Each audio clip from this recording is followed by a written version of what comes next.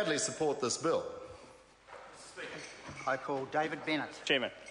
Thank you, Mr Chairman, and I'd just like to defend our Prime Minister today from that attack in the far corners of this House, which was most uncalled for, and by that member I think shouldn't be making those attacks in this House either, and so I'm sure that members of this party would not want to see that happen in this House, because this is a bill which in the Select Committee was debated and questioned and thought through in a very concise and meaningful way. And I felt that the members of the committee enjoyed this bill, actually, and I would like to pay tribute to David Clark, the MP who brought it forward, because I think he has done a good job on it. He has got a slight problem in his political career in that he keeps on yelling out something about the 50th worst political history of 50 years in the Labour Party, but apart from that one line he keeps on yelling out all the time, this is an evidence of somebody that has some potential in Parliament, and we would hate to see it lost by that one line. It will go down in history as what he is known for. He will not be known as the person that gave holidays to New Zealanders. He will be known as the person that can yell out one line in Parliament, and that is a shame for somebody which had potential. And it's very disappointing for someone coming from Dunedin as well, because Dunedin's a city which historically has had large Labour representation in this House, and they've had a history of great Labour MPs, I must say, like Pete Hodgson was those great Labour MPs that when I came into this House they were here, and we respected them, we did respect them. And Michael Woodhouse has taken over that respectable role now. And it's a shame that the current member from somewhere in Dunedin has not taken on that responsibility. And that mantle has been lost. And the National Party is very grateful for the opportunity to pick that mantle up, of course. But this is a bill which could have defined a political career. It could have been the start of a good political career, but it won't be, because that political career has been surpassed by his one line. And there's one line is what he will be known for in this House.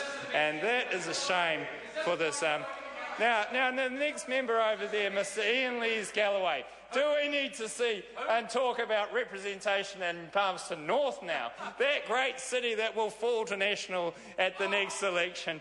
That great city that has had many great Labour members' parties. I remember that great Labour MP that was the member for Palmerston North. What was his name?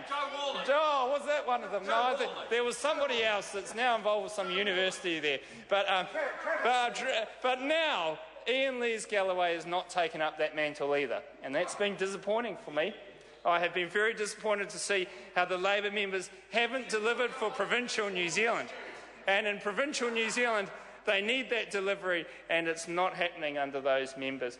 And so just in recognition of Mr Clark, who did a fine job in committee with this bill, but has lost it through the rest of his parliamentary career. Now, Mr Galloway, Ian Lees-Galloway is calling out again from the other side of the House, and which faction is he in? Somebody's asked me which faction. He is the Simon Crean of the Labour Party. He will get the word from David Cunliffe. David Cunliffe will say, "Come to my office, come and see me," and he will talk to him and tell him that the member needs to go out on the next holiday, on the next day that there's a holiday, and go to the New Zealand public and say that I have a deal for you by lunchtime. The next holiday we will see this from the Simon Crean of the New Zealand Labour Party. He will come at the next holiday and make it quite clear what Mr Cunliffe is intending to do. But would you believe Mr Cunliffe? Would you believe that he will actually hold Mr Crean or Mr Ian Lees-Galloway on the next holiday to his word? No, you wouldn't. You would not believe that, and that will be very disappointing for another member of the Labour Party. But this is a serious bill. This is a bill which the Select Committee took great time in looking through, and it's a bill that I must admit, when we had people coming in and submitting, the arguments were very strong on both sides. There were people that genuinely came in and said that we respect what these days mean, and we want to see them retained in that way. And then there are other points that Mr. Chair. David Bennett, 5 minutes on the bill. Thank you, Mr. Chair. Just as we start on the bill, I'd like to just pay tribute to Mr. David Clark in his political career, but which is known for one line and not for this bill. But no, in all seriousness, when we did do this bill, and the arguments put forward by the proponent of this bill are very strong as well. You know, nobody wants to deny anybody any rights or responsibilities in life, and I think that was a genuine attempt at a members' bill.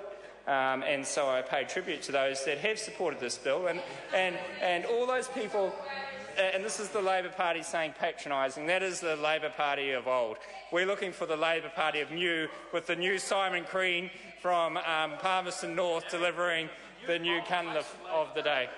But when we look at that, the submissions, I think, were very real, and people did say that they would like to enjoy those holidays in some ways, as the proponent of this bill has been saying. But in some ways, government has to make decisions. That's right. And when we have to make decisions, we have to weigh up things. And we have to weigh up, you know, what happens and the timing of these decisions.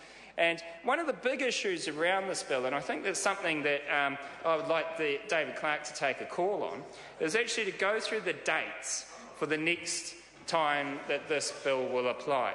I think he needs to make that clarity for all members of this House and for all the members of the public that are listening, and including Mr Robertson. He may have to say the dates 3 or 4 times, because we've heard that Mr Robertson today has got some issues about remembering things and also understanding. And so David Clark may have to actually write it down in big print for you so that you can pick it up. But that would be interesting to see what the real effect of this bill is. Is this bill merely talk, or will it have a real effect? And will it have a real effect, and will it talk, as the words that immortal, I say immortal speaker from our party, Chris Okunval, who is well known around the world now as one of the leaders in the marriage equality debate, and he will be on later, I'm sure, with another fine rendition of his great speech. But I would like Mr Clark just to take that time and say what this is really going to mean for New Zealand workers this year. Will it deliver anything for New Zealand workers this year if you're looking at a holiday? Will it deliver anything for New Zealand workers next year? Will it deliver anything for the next year? That's the question I want Mr Clark to answer. And Mr Clark may be able to tell us when this may actually deliver the holidays that he intends for it to do. Because I don't know if Mr Clark has made it clear to the public in the next few years, the next 1 or 2 years, the effect of this bill. It's all right talking about 10 years' time. It's like the Labor Party's superannuation policy. We hear about that in 10 years' time. But what we need to know is the next 2 years. In the next 2 years, what will be the effect of this bill? And I don't know what that effect will be until Mr Clark tells his House, will he? Because I think he understands the issues involved. And it may be, no, he will tell us. I've got great faith in Mr Clark because I've found him to be an honest individual. So I don't think that he will duck from the question. But I do think that he's not to use the line that this is the best legislation in the last 50 years. No, he can't use that line in regard to this legislation, and he can't use the line of the next 50 years and talk about holidays over those. We want to know the next 2 years, just the next 2 years, just before the next election. That's what Mr Clark should concentrate on, the time before the next election. Will this bill make any difference? And I don't know if he's going to find that this bill makes any difference to ordinary New Zealanders in that time. And that would be disappointing if this House was spending time on a bill and that member has staged his political career on a bill that achieved nothing. A bill that achieves nothing in the next 2 years. Is that what this member is going to talk about? And Mr Robertson there says, this, you'd know all about it. Well, I'd like to see Mr Robertson come to Hamilton and campaign. I want to see him campaign when we've got a $2 billion expressway going through our city. That's going to be the best thing for the city going forward. Oh, sorry, Mr. Chairman. Mr. Robertson distracted me for a moment there, and I'd hate to be distracted on a bill like this. I'm going to call Grant Robertson. Thank you very much, Mr. Chair. It's a pleasure to take a call in the holiday's full recognition of Waitangi